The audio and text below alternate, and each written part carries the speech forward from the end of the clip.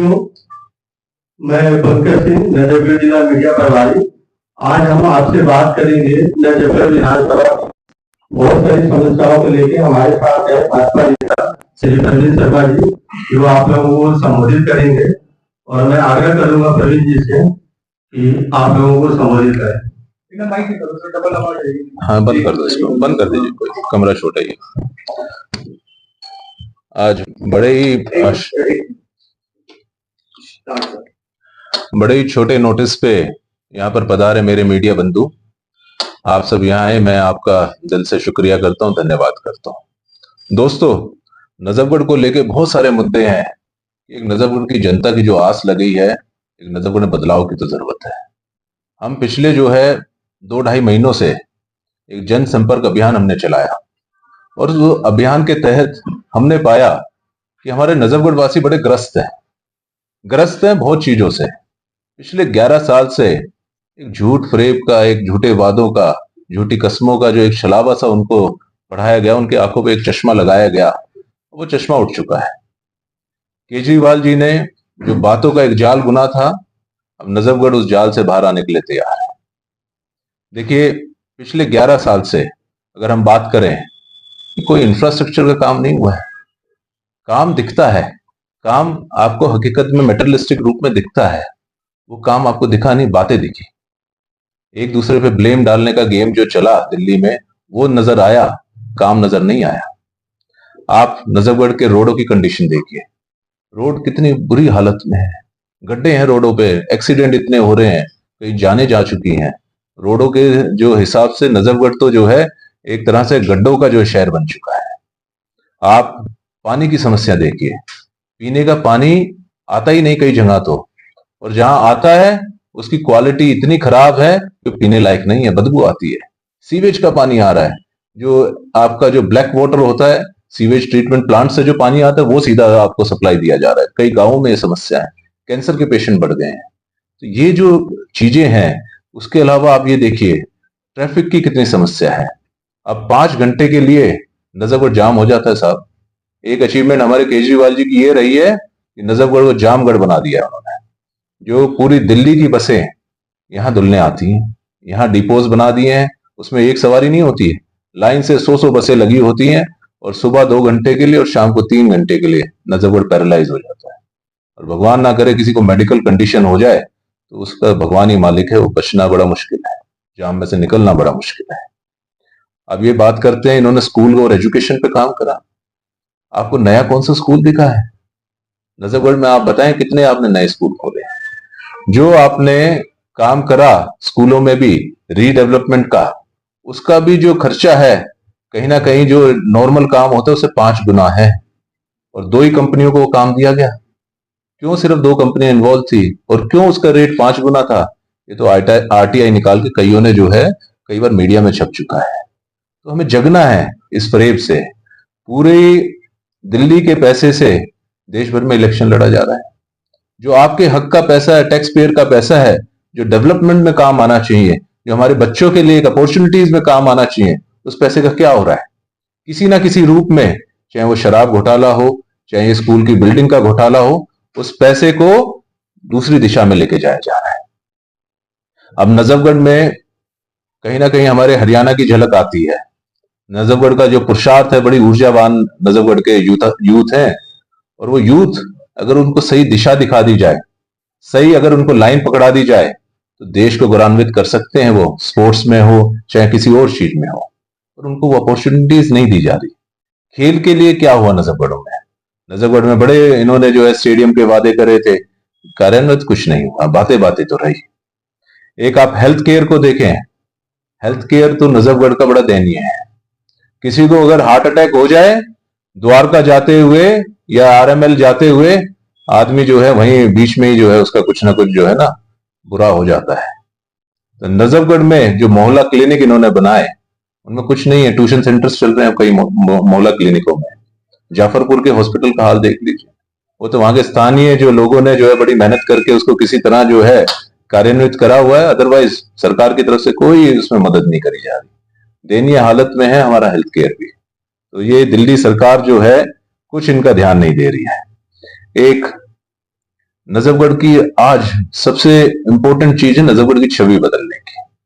हमारे नजफगढ़ के साथ प्रॉब्लम यह है कि नजफगढ़ में कोई आके खुश नहीं है। आज आप एयरपोर्ट से कोई टैक्सी लेते हैं, नजफगढ़ के लिए आप कहते हैं जाना है तो टैक्सी वाला हाथ जोड़ देता है, मना कर देता है। नजफगढ़ में कोई अपने घर का लोन लेना चाहे, कोई जरूरत पड़ जाए, बच्चों की फीस भरनी हो या कहीं बच्चा बाहर विदेश में पढ़ने जा रहा हो, नजफगढ़ में आपके घर का आपको लोन नहीं मिलता। नेगेटिव एक छवि जो क्रिएट करी गई है। मेरा तो मानना है नजफगढ़ की इस छवि को भी बदलने की जरूरत है। एक माहौल बना था मसलमैन का या गुंडागर्दी का, उस जो है माहौल को भी हमने बदलने की जो है बड़ी प्रयास कर रहे हैं और कोशिश कर रहे हैं कि नजफगढ़ भी एक गौरवान्वित क्षेत्र बने जिसमें क्राइम नाम की चीज ना हो, इस छवि में सुधार हो और बच्चों के लिए जो रोल मॉडल है स्पोर्ट्समैन बने, ना कि गैंगस्टर बने।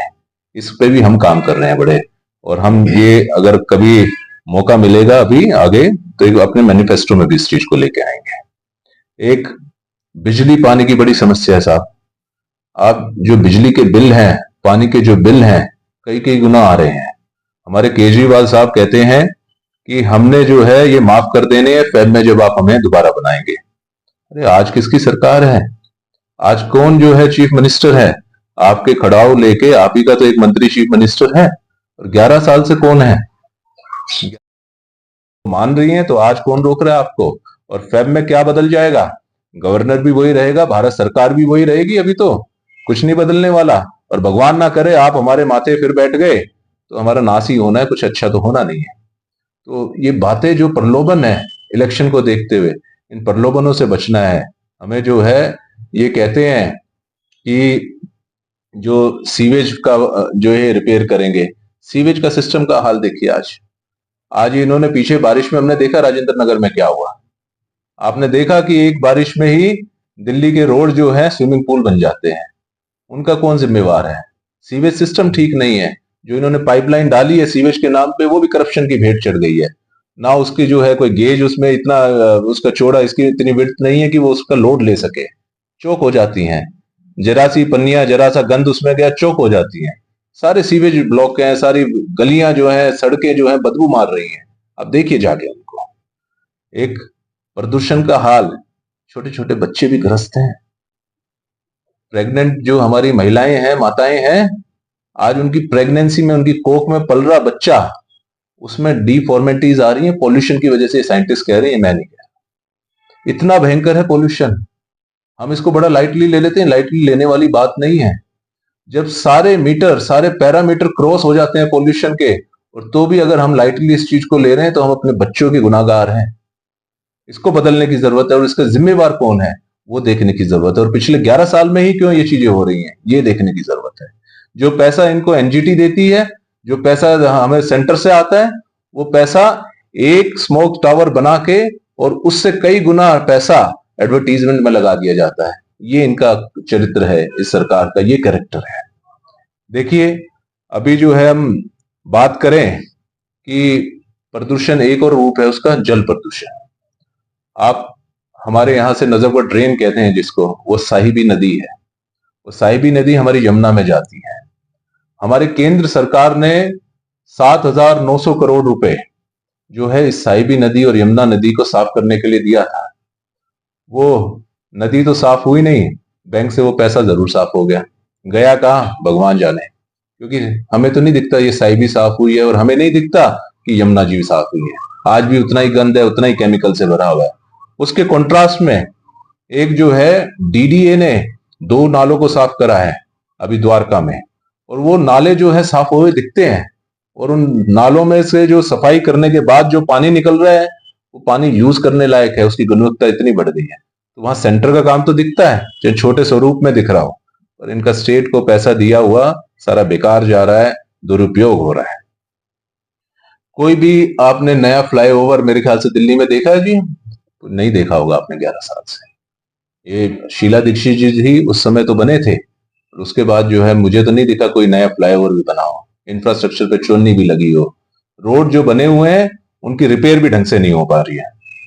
देखिए फ्री का जो प्रलोभन ये आपको दे रहे हैं, ये फ्री का प्रलोभन, आप चलो जनता की मदद करने का एक उसका दूसरा एंगल भी देख लें, बट ये जब ही शोभा देता है जब आप अपनी नैतिक जिम्मेवारी पूरी करें। आपकी जो हमारे यहाँ मेंटेनेंस की जो जरूरतें हैं दिल्ली के लिए, जो इंफ्रास्ट्रक्चर जरूरतें हैं, जो तनख्वाहें देने की जरूरत है जो हमारे वर्कर्स को, वो सारी जिम्मेवारी आप पूरी करें। हमारे बच्चों के लिए माहौल ऐसा बनाएं कि बच्चों को नौकरी मिले, इंफ्रास्ट्रक्चर ऐसा हो कि फॉरेन डायरेक्ट इन्वेस्टमेंट यहाँ आए। नजफगढ़ छोड़िए, आप पूरी दिल्ली का भला करें। आप जो है नजफगढ़ में तो इतनी जमीन है कि आप कितना फॉरेन डायरेक्ट इन्वेस्टमेंट यहाँ ला सकते हैं, कितने कमर्शियल पार्क यहाँ बना सकते हैं, कितने इंडस्ट्रियल पार्क यहाँ बना सकते हैं। बच्चों को फायदा होगा, नौकरियां बढ़ेंगी। बट आप क्या करते हैं, आप फ्री बीज में वो सब कुछ बांट देते हैं, और वो फ्री बीज भी बढ़ती नहीं है प्रॉपर तरीके से, उससे भी आप इलेक्शन लड़ रहे हैं दूसरी स्टेट्स में दिल्ली वालों के पैसे से। तो ये चरित्र जो है बिल्कुल नजफगढ़ वालों को तो क्लियर हो चुका है। अब आप देखिए, हजारों वर्कर हैं जो अभी अलग अलग डिपार्टमेंट में जो कॉन्ट्रेक्चुअल बेसिस पे हैं दिल्ली सरकार में। पिछले 6 महीने से साहब उनको जो है तनख्वाहें नहीं मिली है, और 20-20 साल से वो लोग काम कर रहे हैं और उनका भविष्य अंधकार में है।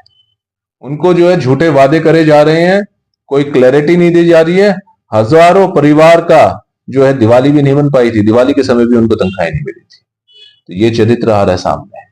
आप अपने आप को कहते थे कि आप बहुत ही जो है अच्छे अफसर रहे हैं, IRS रहे हैं, रेवेन्यू सर्विसेज में आप रहे हैं, और आपको तो बहुत अच्छा जो है पैसा मैनेज करना आना चाहिए, आप IRS रहे हैं सीनियर। आज 31 साल बाद पहली बार ऐसा हो रहा है कि दिल्ली जो है डेफिसिट में है, फाइनेंशियल डेफिसिट है, फिजिकल डेफिसिट है 7,000 करोड़ का, पहले कभी नहीं हुआ, और 31 सालों में ये पहली बार हो रहा है। ये तो इनका जो है फाइनेंशियल मैनेजमेंट है, ये इनकी IRS वाली स्किल्स हैं। क्या पढ़ा लिखा, ये तो बर्बाद करने में लगे हैं केजरीवाल जी। देखो, दिल्ली में केजरीवाल जी ने मुख्यतः तो 2 ही काम करे हैं मुझे जो लगता है। एक तो जाम से भर दिया है, और दूसरा हमारे यूथ को जो है नशे की लत में डालने का इन्होंने प्रयास करा है।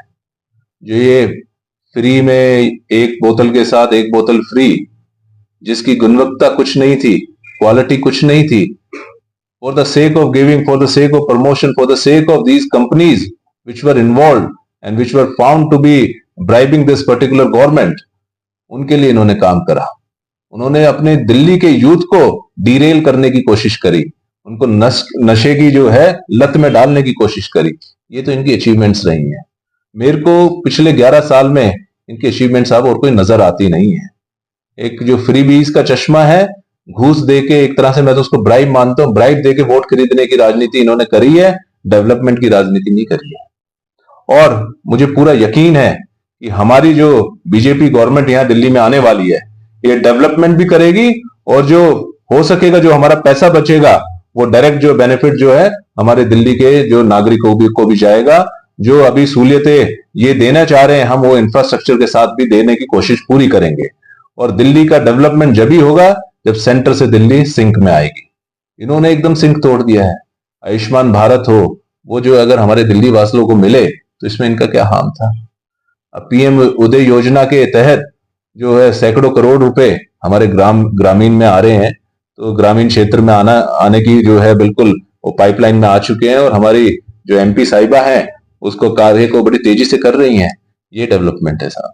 अब हमारी MP साहिबा ने जो है एक कॉलेज का जो है, अब रोशनपुरा में एक कॉलेज की जो है उन्होंने पहल करी है, ये डेवलपमेंट है साहब। तो केजरीवाल जी की डेवलपमेंट बातों में जरूर दिखती है, झूठे आरोपों में जरूर दिखती है, पर हमारे मोदी जी की डेवलपमेंट काम में दिखती है। उन्होंने जो कहा वो करा, जो मैनिफेस्टो में हमारा काम है वो सारा हो रहा है, ये दिखता है, पूरे देश में दिखता है, पूरी दुनिया को दिखता है, सिर्फ इनको नहीं दिखता। तो मैं तो डायरेक्ट संवाद अब अपनी दिल्ली वालों से कर रहा हूं, दिल्ली की जनता से कर रहा हूं। देखिए, हमारे बच्चों का भविष्य है। अपना निजी ये छोड़ दीजिए कि मुझे 1,000-2,000 रुपए का कोई बेनिफिट है, कोई बेनिफिट नहीं है। लंबे समय में आप बड़ा नुकसान में जा रहे हैं। अपने बच्चों के लिए एक अच्छा माहौल हमें पैदा करना है। दिल्ली को, अपने बच्चों के लिए रहने के लिए हमने जो है ना ऐसा इंफ्रास्ट्रक्चर बनना है, जो उनकी एस्पिरेशंस हैं, जो इंफ्रास्ट्रक्चर नीड है, जो क्वालिटी ऑफ लाइफ की जो उनकी नीड है। क्यों बच्चे बाहर जा रहे हैं, क्यों विदेशों में जा रहे हैं? क्योंकि जो चाहते हैं उन्हें वह यहाँ नहीं मिल रहा। जो अपॉर्चुनिटीज हैं, बड़ी बड़ी कंपनियां यहाँ है, लाखों का हमारे बच्चों को पैकेज मिले, क्वालिटी लाइफ उनकी सुधरे, यही तो हम चाहते हैं। इसके लिए आप जो है इसको केजरीवाल रूपी बीमारी को दिल्ली से उखाड़ फेंको दोस्तों, और स्वच्छ, सशक्त और समृद्ध दिल्ली के लिए बीजेपी को चुने। सेंटर के जो सिंक में जो है बीजेपी आएगी दिल्ली में भी, तो 2 इंजन की जो हमारी ट्रेन होगी उससे विकास ही होगा दोस्तों। इतना मैं कहना चाहूंगा। आप सब यहाँ आए, आप सबका बहुत बहुत धन्यवाद। जय हिंद, जय भारत। कुछ सवाल आप लोगों के मन में तो आप सवाल कर सकते हैं नजफगढ़ विधानसभा को लेकर। प्रवीण जी, 15 से 16 मिनट आप बोले हैं, क्या लगता है कि नजफगढ़ राजधानी दिल्ली से कोसों दूर है क्या? समस्या तो आपने ऐसी गिनवा दी। बिल्कुल साहब, अगर कोई नोएडा से लेके गुड़गांव तक कोई उपेक्षित क्षेत्र दिखता है तो नजफगढ़ दिखता है। नजफगढ़ में एक विजन की कमी रही है। अब दुर्भाग्य समझ लीजिए नजफगढ़ का कि ऐसे नेता जो हमें मिल नहीं पाए, लेजिस्लेटर स्पेशली, जो एक प्रोस्पेक्टिव बड़ा रखें, एक विजन बड़ी रखें। हमारा जो है लैंड पुलिंग का मसला अभी जो है कोशिश हो रही है कि उसे सॉल्व करने की, और बहुत जल्दी हो भी जाएगा। तो वो होने के बाद जैसा आपको द्वारका एक्सप्रेसवे पे डेवलपमेंट दिखता है या गुड़गांव में डेवलपमेंट दिखता है, मेरी उम्मीद है कि जिस दिन यहाँ जो है बीजेपी का अगर और बीजेपी की सरकार दिल्ली में आएगी, वो डेवलपमेंट नजफगढ़ में भी दिखेगा। क्योंकि जमीन कहीं बची है दिल्ली में तो नजफगढ़ में बची है, नजफगढ़ के देहात के इलाके में बची है। क्या कराने की कोशिश करेंगे? लगता है मुझे कि टिकट की दौड़ में। देखिए, एक बीजेपी ऐसी पार्टी है जिसमें कोई कह नहीं सकता कि टिकट किस सैनिक को मिल जाए। हम तो बीजेपी की सेना में अंतिम जो पंक्ति में खड़े हुए एक सैनिक है। अगर बीजेपी अगर मुझे चुनना चाहेगी तो मैं जरूर लड़ूंगा इलेक्शन। आने वाले चुनाव को लेकर नजफगढ़ क्षेत्रवासियों क्या कुछ कहना चाहेंगे? नजफगढ़ के जो हमारे साथी हैं, हमारे बुजुर्ग हैं, हमारे माताएं बहनें हैं, सब एक बदलाव के लिए रेडी हैं, एक चेंज के लिए रेडी हैं। उन्होंने 11 साल में देख लिया है कि नजफगढ़ की जो दुर्दशा हो गई है, तो वो बदलाव के लिए बड़े ईगरली रेडी हैं, और बहुत बड़ा बदलाव आपको दिखेगा नजफगढ़। आपने नजफगढ़ की तमाम समस्याएं गिनवाए। अगर बीजेपी की सरकार बनती है तो सबसे पहले कौन सा मुद्दा रहेगा जिसपे काम? देखिए, सबसे पहले जो है हम एक मैनिफेस्टो बनाएंगे। इसमें मैनिफेस्टो में सारी प्रॉब्लम जो अभी मैंने आपको गिनवाई, हम उनका समाधान भी लिखेंगे। और हमारा 99.9999% उस पूरे मैनिफेस्टो को पूरा करने का प्रयास रहेगा। कोई 0.1% रह भी गया होगा तो भी हम कोशिश जरूर करेंगे कि उसको भी ना छोड़ें। आपने अभी सर मेंशन भी किया था कि नजफगढ़ में क्राइम को लेकर के एक अलग इमेज है। बीजेपी की सरकार जब बन जाती है तो क्राइम को लेकर किस तरह का एक्शन होगा? मुझे पूरा यकीन है कि इस बार बीजेपी जो है, ये नहीं कि सिर्फ जीतने वाले कैंडिडेट को, वो ये भी देखेगी नैतिकता किसमें है, वो ये भी देखेगी कि विकास के लिए बड़ा पर्सपेक्टिव कौन रख सकता है, ये भी देखेगी कि छवि किसकी ठीक है। तो इन सब चीजों को देखते हुए बीजेपी फैसला लेगी। बीजेपी कभी भी जो है हमारी दिल्ली की जो मैं शीर्ष नेतृत्व जो हमारा स्टेट का है, उनका जो मनोस्थिति है, वो ना केवल जीतने की है, वो जीत भी सही आदमियों के साथ, सही कैंडिडेट के साथ ही होगा। तो वो जो है एक बड़ा नैतिक पूर्ण जो है फैसला लेके नजफगढ़ के लिए एक बहुत अच्छा कैंडिडेट देंगे। प्रवीण जी, समस्याएं तो गिनवा दी आपने, समस्याओं के लिए जिम्मेवार कौन? कैलाश गहलोत? देखिए, जो अब अच्छे कर्म हो या बुरे कर्म हो, वो रोशनी की तरह छुपते नहीं है। और हमारे अनुज जी तो बार बार जो है एक ही मुद्दे पे आते हैं, उनके कर्म भी नहीं छुपेंगे साहब। उन्होंने कुछ अच्छा करा होगा वो भी उनके सामने आएगा, और जो उन्होंने क्षेत्र में दुष्कर्म करे शायद वो भी सामने आए। तो कर्म किसी के नहीं छुपते। ठीक है सर।